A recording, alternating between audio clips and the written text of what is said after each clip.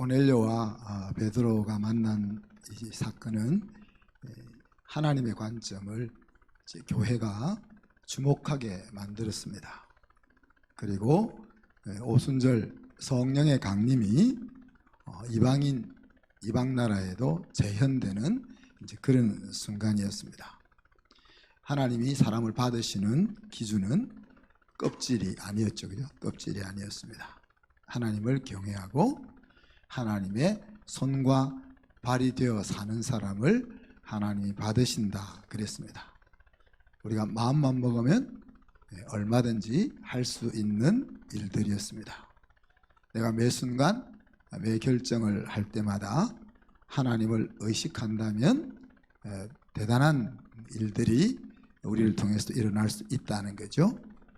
하나님의 손과 발이 된다면 얼마나 놀라운 일들이 우리를 통해서 일어날 수 있겠는가 하는 것들도 생각해 볼 수가 있었습니다. 이와 같은 일들을 베드로가 깨달았을 때 베드로는 즉시 실행에 옮겼습니다. 바로 고넬료에게 복음 설교를 한 거죠. 그리고 베드로의 그 즉각적인 순종에 대해서 성령이 임하는 것으로 하나님이 응답하셨습니다. 그래서 베드로의 인생에 하나님의 손과 발이 되는 사건이 하나 더 추가된 것이죠. 우리가 이 과정을 보면서 베드로의 설교를 보면서 신앙이라는 것은 예수가 나의 주와 그리스도가 된다 하는 것에 대한 문제를 풀어나가는 것이다. 그래서 문제를 통해서 우리가 살아가면서 일어나는 사건과 상황을 통해서 이 문제를 익혀나가는 과정이다 하는 것을 생각했습니다. 그래서 내가 얼마나 이 그리스도가 예수가 주와 그리스도가 되느냐 하는 것을 소화하는 만큼 우리가 누리는 인생을 살아갈 수 있는 겁니다. 자, 오늘은 이 역사적인 사건으로 인해서 비난받는 일이 일어나는 그 장면을 우리가 같이 한번 살펴봅니다. 가이사라에서 성령이 말씀 듣는 모든 사람에게 임합니다. 그런데 그들은 유대인들이 아니고 이방인들이었습니다. 그래서 그 장면은 베드로도 놀라게 했고 또 베드로와 함께 갔던 할례받은 유대인 성도들도 놀라게 했습니다. 다시 말하면 생각할 수도 없는 일이 가이사라에서 일어났던 것이죠. 자, 이들에게 성령이 임했다는 것을 어떻게 알았을까? 자신들이 경험했었기 때문에 알았습니다.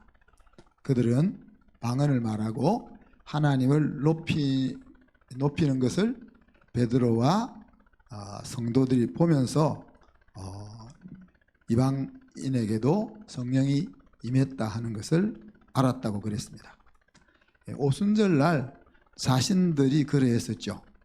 그러니까 성령이 임한 것은 어떤 공식에 의해서 확인되어지는 것이 아니고 자신들의 경험이 하나님에 의한 것인지를 말씀으로 확인하면서 이루어지는 것이죠. 그래서 자기들이 성령을 받았으니 당연히 이제 물로 세례를 주게 됩니다. 물로 세례를 준다는 것은 하나님의 교회의 공식적인 일원으로 등록시키는, 승인하는 그런 사건이었습니다.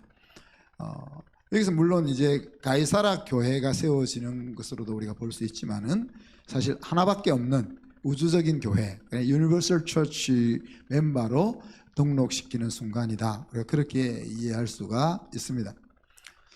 한순에서 여러분들이 세례를 받기도 하죠. 우리 교회에서 세례를 받아서 한순교회 성도가 됩니다. 그렇지만 동시에 하나님의 교회의 일원이 됩니다. 그래서 세례를 받는다는 것이 얼마나 중요한지 모릅니다.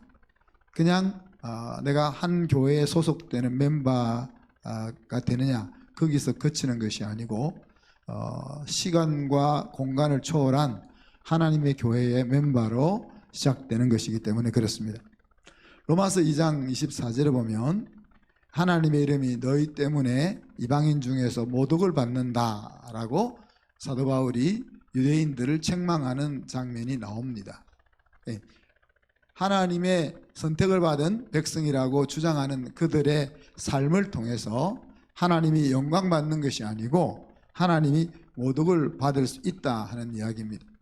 우리가 하나님의 교회의 멤버가 된다는 것이 그와 같은 중요한 의무가 또 책임이 주어지는 것을 말하기도 하는 거죠. 그리스도인이라는 것은 그리스도와 하나된 사람이라 하는 이야기고 그 이름에 합당한 생각과 생활이 따라와야 한다 하는 이야기죠. 이제 그런 일들이 이 가이사랴에서 일어난 것입니다. 자, 베드로가 이렇게 이방 순회를 마치고 예루살렘교로 돌아옵니다. 룻다를 거쳐 욥바를 거쳐 가이사랴에 가서 복음을 전하고 예루살렘으로 돌아왔습니다. 그런데 이 여행 기간 동안 벌써 다른 사도들과 예루살렘에 유대에 거주하는 성도들이 이방인들이 하나님의 말씀을 받아 성도가 되었다 하는 소식을 전해 들은 거죠. 근데 이 베드로가 예루살렘으로 돌아올 때 아마 굉장히 벅찬 감동과 들뜬 마음을 가지고 돌아왔을 거예요. 그죠? 그러니까 예루살렘에 오순절날 성령의 강림이 있었던 그 충격과 같은 그런 경험을 가이사랴에서 또다시 하고 올라왔으니까요. 그런데 베드로가 올라왔을 때 할례받은 성도들이 베드로를 비난합니다.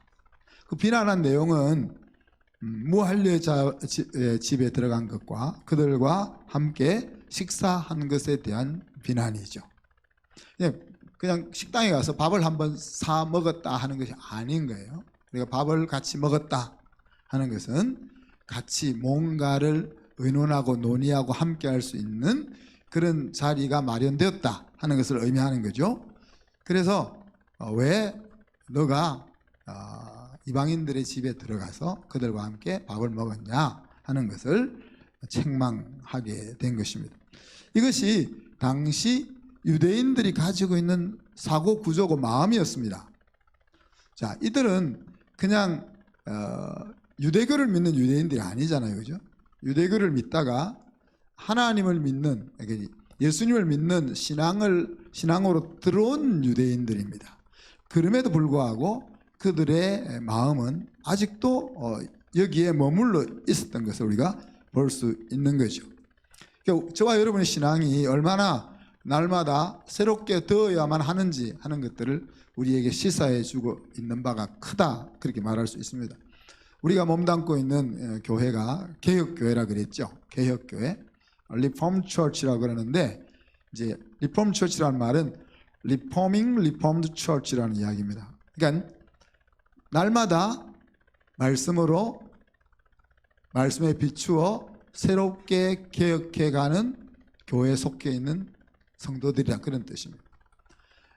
하나님이 주신 전통을 지키기 위해서 살아가는 그런 교회가 아니고 하나님의 진리의 말씀을 붙잡고 그 진리의 말씀이 시대와 상황에 따라서 어떻게 더 매일매일 발전해 가야 하는지 그것을 찾고 변화하는 그런 교회가 개혁교회다 하는 이야기죠. 여러분이 이제 그런 교회에 소속되어 있는 겁니다.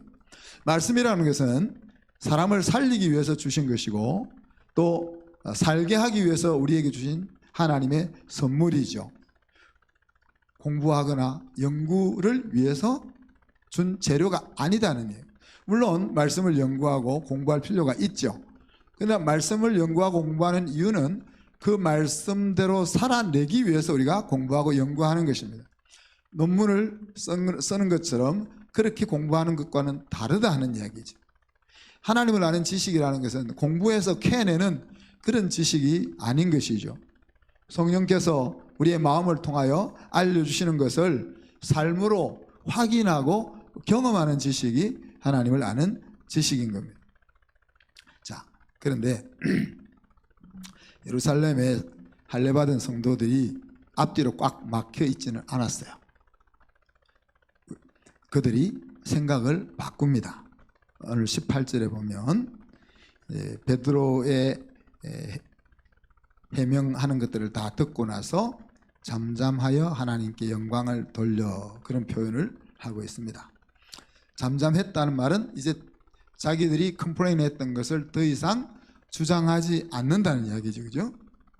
자, 하나님께 영광을 돌렸다는 말은 이방 땅에서 하나님이 일하셨다는 사실을 인정하고 받아들이는 것을 이야기합니다. 지금 여기서 영광을 돌리는 방법이 다양하잖아요. 우리가 찬양을 통해서 하나님 앞에 영광을 돌리기도 하고, 또 고난 가운데서 불평하지 않고 하나님을 의지하는 것으로 하나님의 영광을 돌리기도 하고, 또 우리가 가지고 있는 돈을 가지고 하나님 앞에 영광을 돌리기도 하고, 다양한 방법으로 하나님을 높일 수가 있는데, 오늘 이 할례받은 성도들이 하나님 앞에 영광을 돌린 것은 자기들의 마음에는 들지 않지만은 이방인들에게 행하신 하나님의 그 역사를 인정하고 받아들이는 것을 통해서 하나님 앞에 영광을 돌리고 있는 것입니다.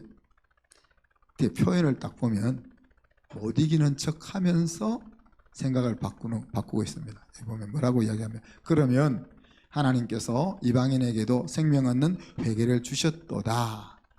그 말을 딱 읽을 때 뉘앙스가 좀 그렇게 안 느껴지세요? 우리가 이솝 우화에 보면 맛있는 포도를 보고 가던 여우가 따먹으려고 펄쩍펄쩍 뛰는데 포도가 안 따먹어지니까 돌아가면서 그냥 하는 말이 뭐였어요? 저 포도는 쓸 거야. 그러고 한마디라도 하고 가야 마음이 편한 거죠.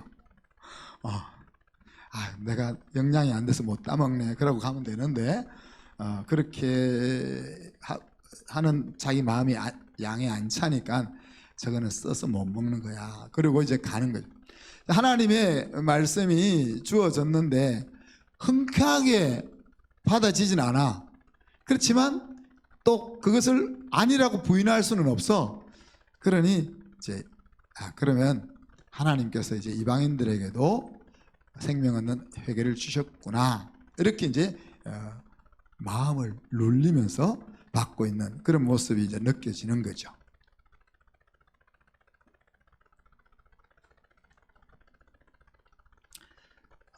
사실 못 이기는 척이라도 생각을 바꾸는 것이 쉽지 않습니다. 우리가 부부 싸움을 할 때나 친구들하고 다투거나 할 때도 딱 역전할 수 있는 순간순간들이 있거든요. 근데 그 순간에 여보 미안해, 내가 괜히 쓸데없는 생각했네, 이렇게 나가면 되는, 그 전환할 수 있는 타임에 그 전환하는 언어를 쓰면 되는데, 그것을 놓치면 이제 계속 이제 서로 비난하면서 힘든 자리로 가는 경향이 있죠. 그래서 우리가 좀 잘 공식적으로 시인하기가 힘들면은 오늘 이 성도들처럼 못 이기는 척이라도 하면서 인정하는 것도 지혜다, 그렇게 생각해 볼 수가 있습니다. 이렇게 하지 못하는 것을 성경은 뭐라고 표현합니까? 마음을 강팍하게 하여, 그렇게 표현하죠. 그래서 바로가 그 마음을 강팍하게 하는 것이 무엇인지 하는 것들을 우리에게 대표적으로 보여주고 있지 않습니까? 하나님이 심판을 내릴 때 한 두세 번 심판 벌을 받고 나서는 이제 접어도 되잖아요. 그래도 왕으로서의 그 채통에 손상이 가는 것이 아닌데 끝까지 마음을 강팍하게 하다가 결국 자기 아들이 죽고 나서야 하나님 앞에 항복하는 그 어리석은 모습을 우리가 보게 되는 겁니다. 그래서 히브리 기자는 이렇게 이야기합니다. 너희가 그의 음성을 듣거든 광야에서 시험하던 날에 거역하던 것 같이 너희 마음을 완고하게 하지 말라. 마음이 부드러워야 되는데 자꾸 마음을 딱딱하게 만들지 마라. 그렇게 당부를 하고 있는 겁니다.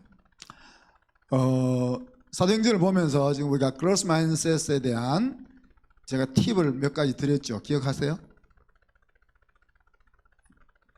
지금 두 가지 팁을 드렸는데, 첫째는 계획이 있으시겠지. 내가 이해되지 않는 상황을 만났을 때 우리가 그때 그로스 마인셋을 가질 수 있는 팁이 무슨 계획이 있으시겠지. 내가 이해할 수는 없지만 문장을 사용하면 된다 그랬습니다. 그리고 지난달에 또 한 가지 팁을 제가 이야기해드렸죠. 뭡니까? 네, 다행이야. 원망할 수 있잖아요. 아이씨, 내가 또 보이스피싱 당했네. 이렇게 할 수 있는데, 야, 500만 원밖에 안 당했다? 누구는 1000만 원 당했다던데? 변호사도 당했다던데? 나는 그렇게 할 수도 있죠. 오늘 제가 팁을 하나 더 드리면, 자, 여기서 그럴 수도 있겠지라는 이야기. 지금 이 할례자 성도들의 생각에는 선택받은 이 히브리 민족 말고는 하나님의 구원을 얻는 일이 절대 일어날 수 없을 거라 생각하고, 심지어 자기 교회의 최고 지도자인 베드로에게까지 대들면서 비난했는데, 이 과정을 전달받으면서 그럴 수도 있겠지라는 생각을 가진 거예요. 그래서 이제 넘어갈 수 있는 겁니다. 자, 그러면은 오늘 이 장면에서 베드로가 형제들을 설득시키는 모습들 한번 봅시다. 베드로가 이렇게 설득하는 작업을 하는 것은 전에 들은 이 사람들이 실제 상황을 직접 보게 하려고 노력하는 겁니다. 지금 유대 땅에 있는 할례받은 성도들은 베드로가 했던 일들을 전해 받아서 알고 있습니다. 전해 받은 말에는 항상이라고 할 수는 항상 거의 왜곡이 일어난다고 보면 틀림이 없습니다. 거짓말을 해서일 수도 있고, 또 의도적으로 왜곡시킬 수도 있지만은, 상대가 거짓말을 하는 것도 아니고 상대가 의도적으로 왜곡시키려고 하지 않아도 왜곡이 일어날 수밖에 없습니다. 왜? 이해도가 다르기 때문에. 자, 우리가 사실 초대교회 보면 한 가족들이 다 모여서 예배를 드렸는데, 어리거리 주일학교, 유치부 어린 아이들, 또 유초등부 아이들, 또 청소년부 아이들, 또 어른들 이렇게 나누어서 예배를 드리나요? 사실 가족 공동체라면 같이 예배를 드려야 되는데,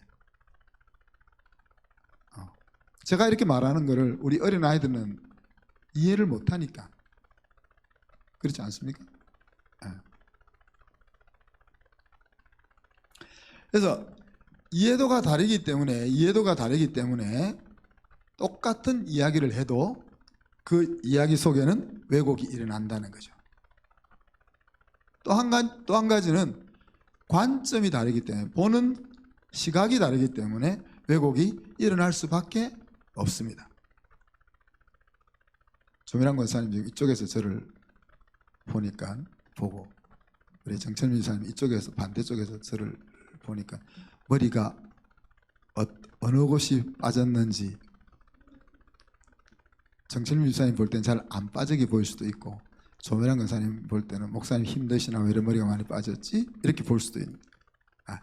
똑같은 사건과 똑같은 사람과 똑같은 이야기를 보는 각도에 따라서 전혀 다르게 볼 수가 있다는 거예요. 그러기에 이해를 확인하는 작업이 꼭 필요한 거죠. 이해를 확인하는 작업 중에 이제 우리가 쓸 수 있는 질문은 어떻게 이해하고 있나요?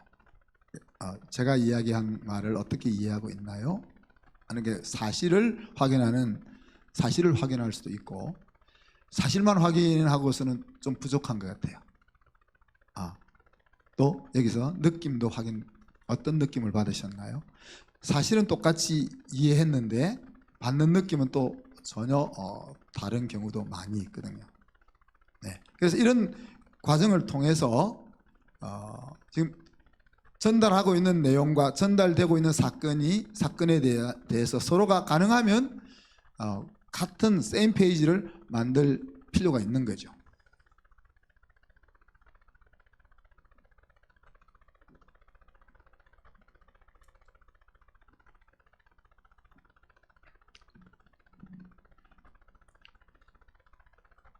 근데 때로는 우리가 너무 당연하다고 생각되는 일 때문에 이 세임 페이지를 만들기보다는 열이 나는 거예요. 그런데 나에게는 너무 당연한 건데 상대방에게는 안 당연한 걸 수도 있는 경우가 참 많습니다. 나에게 너무 당연한 것일 경우 우리는 어떻게 상대방이 그것을 제대로 이해하지 못하고 따라오지 않을 경우는 어떻게 우리가 느끼게 됩니까? 대드네 혹은 도발하네 이렇게 이제 받아들여지는 거죠. 근데 물론 대들 때도 있고 도발할 때도 있겠죠.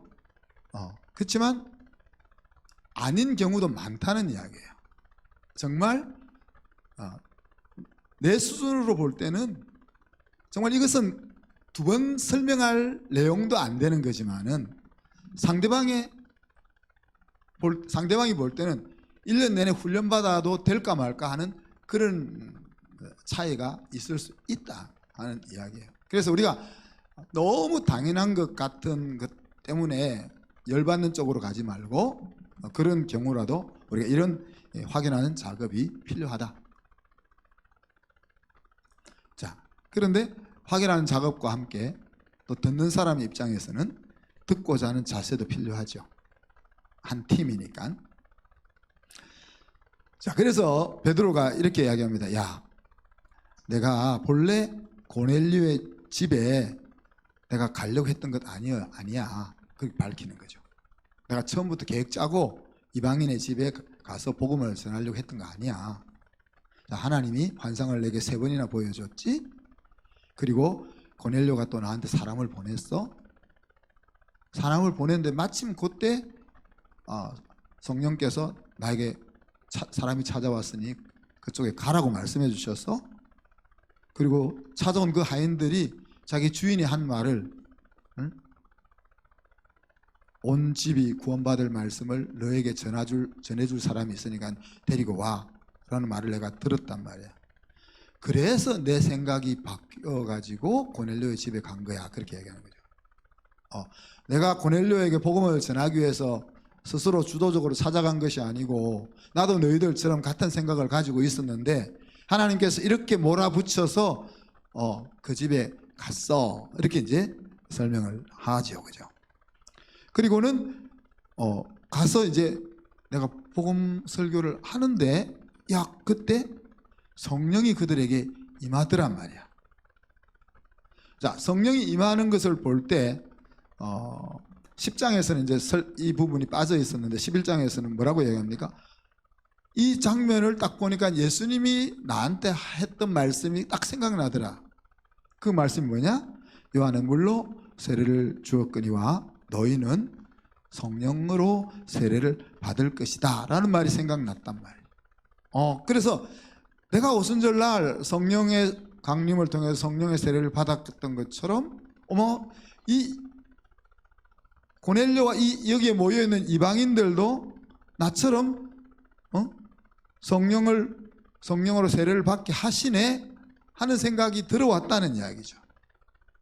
자, 그래서 하나님이 우리에게 성령을 부어주셨던 것처럼 이방인들이 믿음으로 나아오려고 할 때 그들에게도 똑같이 성령을 부어주고 있는데 그러면 내가 어찌 하나님이 하는 것을 막을 수 있겠냐 이렇게 이야기하죠. 야, 너희 같으면 이러한 상황에서 어떻게 하겠냐?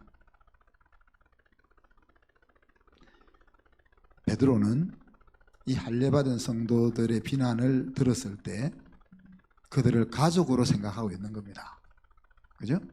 그리고 그들 가운데서도 하나님이 살아서 함께하고 있다는 것을 믿고 있는 거죠.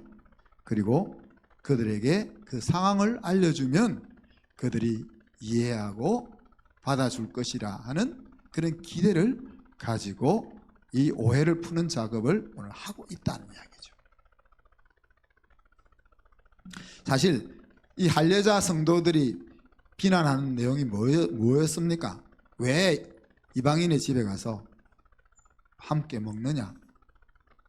이것은 복음의 중심에서는 벗어난 이야기입니다. 그죠? 그러니까 어떻게 보면 야, 왜 쓸데없는 소리 하냐? 그게 이방인 집에 가서 먹든 말든 네가 무슨 상관이냐? 그렇게 치부해 버릴 수 있는 이야기입니다. 네. 그럼에도 베드로는 차례차례 설명하면서 오해를 풀고 설득하고 있는 거죠. 마가도 이 사도행전에서 이 동일한 사건을 두 번이나 지금 기록하잖아요. 바로 10장에서 실제 일어날 때 한 번 기록하고 또 이 할례자 성도들에게 해명할 때 또 기록하고 있잖아요. 그리고 12절에 가니까 베드로가 함께 갔던 6명의 형제들을 정인으로 내세우고 있습니다. 그렇지만 이렇게 베드로가 그냥 낮은 자세로 그들의 이해를 구하고 끝난 것이 아닙니다. 이해를 돕도록 충분히 설명한 다음에 도전도 하죠. 내가 누구간데 하나님을 능히 맡겠냐? 너희들이라면 그럴 수 있겠냐? 그들의 마음과 그들의 신앙에 호소하고 있다는 이야기. 자, 이런 베드로와 그 할례자 성도들 사이의 논쟁의 승리자는 누구였습니까? 베드로였습니까? 베드로가 설득시켰으니까. 아니면은 할례자 성도들이었습니까? 이러나 저러나 베드로로부터 해명을 들었으니까. 사실 이 논쟁의 승리자는 바로 하나님이셨습니다. 18절 하반절에 보면 이제 더 이상 이 일로 인하여 비난하지 않고 잠잠했다. 그리고 하나님께 영광을 돌렸다. 하나님께서 생명 얻는 회개를 이방인에게도 허락하셨다. 우리에게와 동일하게 약간 질이 떨어지는 그런 성경을 보낸 게 아니고 우리에게와 동일하게 마음이 씁쓸하지만 지금까지는 우리가 최고라고 생각했는데 쟤들도 우리가 똑같아졌어. 그래서 마음은 씁쓸하지만은 이런 의식 개혁을 이루었던 것이죠. 여러분, 이스라엘 백성들은 이방인들 개 돼지처럼 생각하지 않았습니까? 예수님과 수로보니게 여인 사이의 대화를 한번 보십시오. 마태복음 15장에 가면 이 가나안 여인이 아픈 딸, 귀신 들려 아픈 딸을 살려보겠다고 예수님에게 도와달라고 도움을 요청하지요. 예수님께서 소리 지르는 그 여인에게 뭐라고 얘기합니까? 야, 나는 이스라엘의 집에 잃어버린 양 외에는 다른 데로 보내심을 받지 않았어 라고 이야기했습니다. 그러니까 알았습니다. 더럽고 치사하네요. 그러고 들어가지 않고 맞습니다. 그렇지만 저를 도와주세요 라고 이야기하죠. 예수님이 한술 더 뜹니다. 야, 자녀가 먹는 떡을 개에게 주는 것과 맞냐? 너는 개고 우리 이스라엘 백성들은 자녀들인데 자녀들에게 줄 그것을 너에게 주는 게 맞냐? 어떻게 보면 굉장한 인격 모독이죠. 그죠? 요즘 같았으면 예수님이 고소당하는 겁니다. 차별법에 의해서 고소당하는 겁니다. 네. 그런데 이 여자는 어떻게 반응합니까? 주여 올소이다마는 개들도 제 주인의 상에서 떨어지는 부스러기는 먹나이다. 그렇게 얘기하죠. 그때 예수님이 마지막으로 한 말이 뭡니까? 여자야, 내 믿음이 크다. 그러니까 이스라엘 백성들의 생각에는 이방인들은 상에서 떨어지는 부스러기나 먹는 그런 것의 그 정도가 허락된 존재라고 생각했었는데, 이제 이방인도 우리와 동일하게 하나님의 생명을 받을 수 있는 은혜와 길이 열려 있다 하는 것을 이 논쟁을 통해서 교회가, 하나님의 교회가 공적으로 인정하게 되는 겁니다. 말씀 마무리합시다. 성령은 진리의 영이라고 불리죠, 그죠? 그래서 하나님의 말씀인 진리를 이해하고 깨닫게 해주고 그것을 받아들일 수 있게 해주는 일을 성령께서 하십니다. 또 성령은 하나님이 보내신 다른 보혜사라 그렇게 불립니다. 예수님을 대신해서 우리의 신앙을 돕기 위해서 우리에게 보내주신 하나님이다, 그런 말이죠.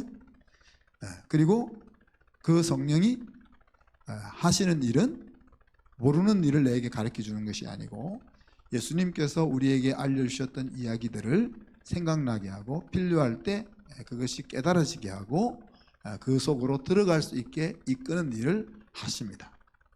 그래서 성령은 말씀을 깨닫게 하고 말씀을 받아들이게 하고 잘못된 것을 회개하게 하고 예수님을 주라 부를 수 있게 하고 하나님을 아버지라 부르게 하고 하나님의 나라 가치를 내 마음으로 받을 수 있게 하는 이 모든 일들이 성령 하나님께서 하시는 일이죠.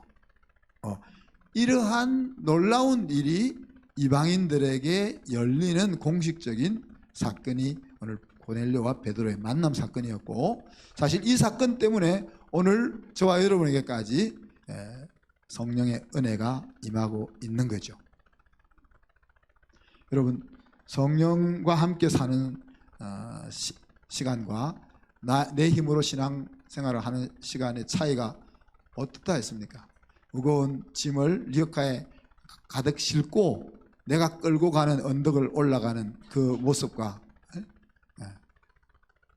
신랑이 사준 멋있는 랜드로버를 타고, 랜드로버가 뭐죠? 우리 덕기자매? 그거를 타고 엑셀을 쫙 밟으면서 쫙 가는 거하고와 같은, 그것보다 더한 차이가 성령과 함께 신앙생활을 하는 것과 내 힘으로 신앙생활을 하는 것의 차이다. 그 놀라운 차이가 만들어지는 시점이 바로 이 자리라 하는 이야기입니다. 그런데 이 성령의 강림은 그래서 믿는 사람에게 있어서는 AD와 BC를 나누는 것과 같은 사건이죠, 그죠? 그런데 이 성령의 강림이라는 말이 모든 것이 다 이루어졌다 하는 것을 의미하는 것은 아닙니다. 다르게 이야기하면 출발을 의미하는 거예요. 출발. 결혼이라는 것이 행복의 완성, 사랑의 완성이 아니고 행복애로의 첫 발을 내디디는, 사랑으로의 첫 발을 내디디는 거예요. 최소한 30년은 걸려요. 그게 완성되려면 30년 동안 헤어져 살았으니까 헤어져 살았던 것이 다시 조화를 이루어서 내 것처럼 느껴지기까지 산술적으로만 계산을 해도 30년이 걸리는 겁니다. 근데 그 작업 중에 뭐 마음이 맞니 안 맞니 뭐 그러면서 그 어리석은 거죠. 안 맞는 게 정상이고 다툼이 있는 것이 정상이고 힘든 것이 정상이고, 근데 그 과정 속에서 만들어서 가는 거죠.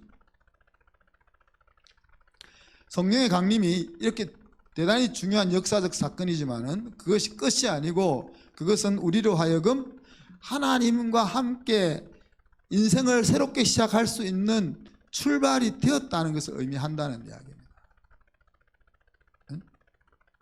그래서 오늘 할례자 성도들이 어떤 표현을 썼습니까? 생명 얻는 회개라는 표현을 쓴 겁니다. 생명 얻는 회개.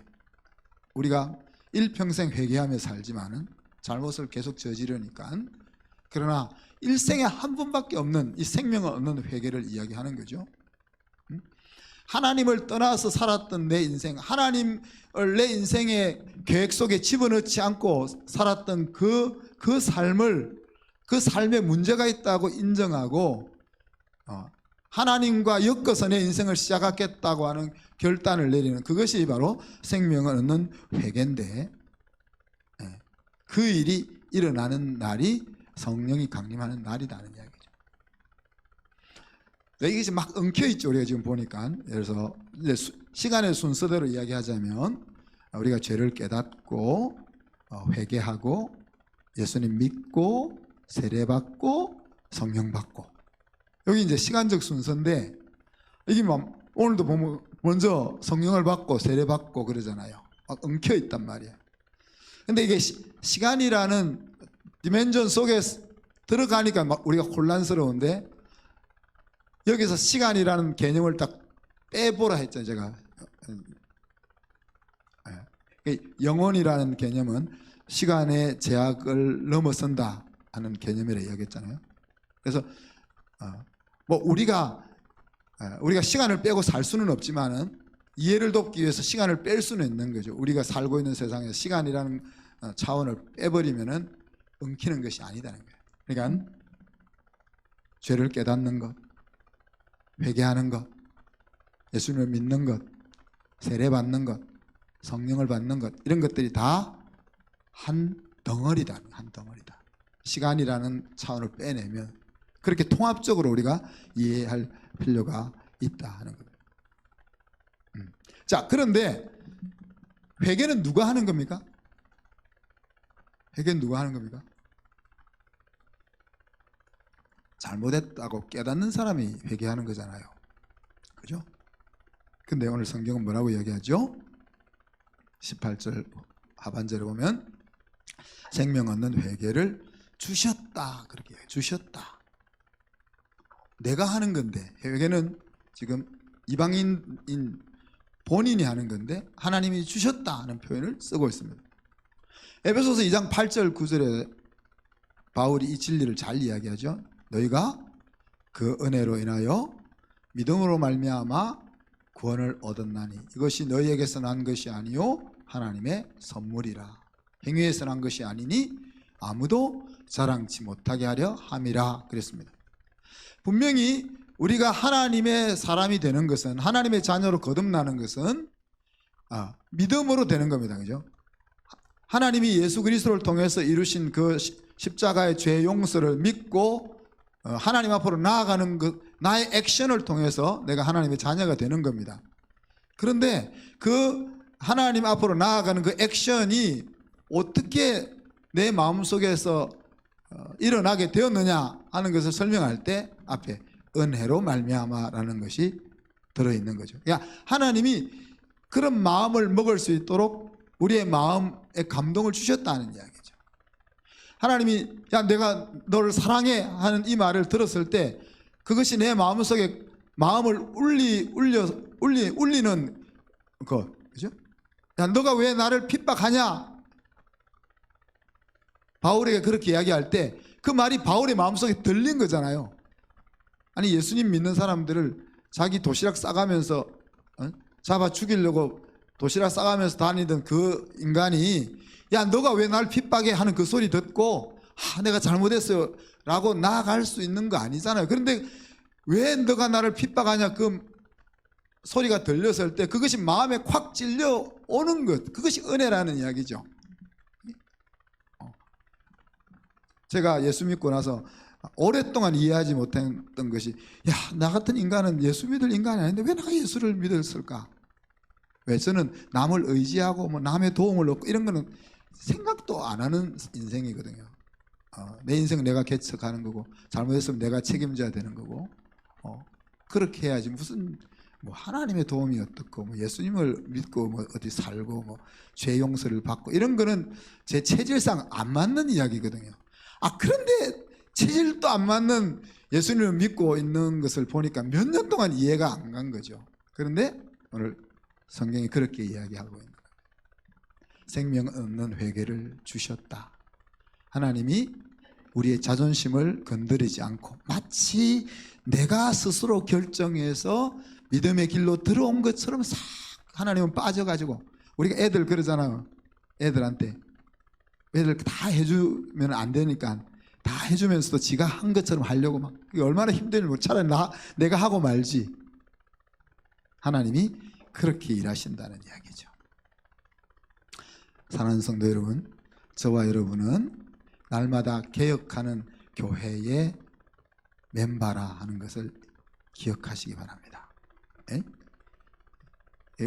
우리는 고정된 사고 속에 전통을 지켜나가는 그런 교회에 속해 있는 것이 아니고, 하나님의 말씀에 입각해서 언제든지 어제까지 내가 진리라고 생각하던 것을 오늘 바꿀 수 있는 그런 교회에 살고 다니고 있다는 겁니다. 그래서 신앙의 그 충성과 충심과 또 허용할 수 있는 다양성, 이런 것들을 우리가 분별할 수 있는 지혜가 필요하고, 또 오해가 쌓였을 때, 또 잘못한 것을 알게 되었을 때에 시인하고 약간 멋쩍게라도 돌아설 수 있는 그런 용기를 가질 수 있는 우리가 되어야 합니다. 이런 것들을 통해서 우리는 날마다 예수님이 우리의 주와 그리스도가 된다 하는 사실의 연습 문제를 풀면서 익혀 나가는 것입니다. 말씀 생각하면서 기도합시다. 우리가 다 한 가지로 연약하지만은 하나님의 일하심 앞에서 내 생각을 내려놓고 순응할 수 있는 그런 나 자신이 되게 하시고, 또 우리 그런 서로가 그렇게 서로 다름을 이해하고 또 받아들이고 또 다투기도 하고 또 컴플레인 하기도 하고, 그렇지만 돌이킬 줄도 아는 그런 하나님의 교회를 세워나갈 수 있도록 기도합시다.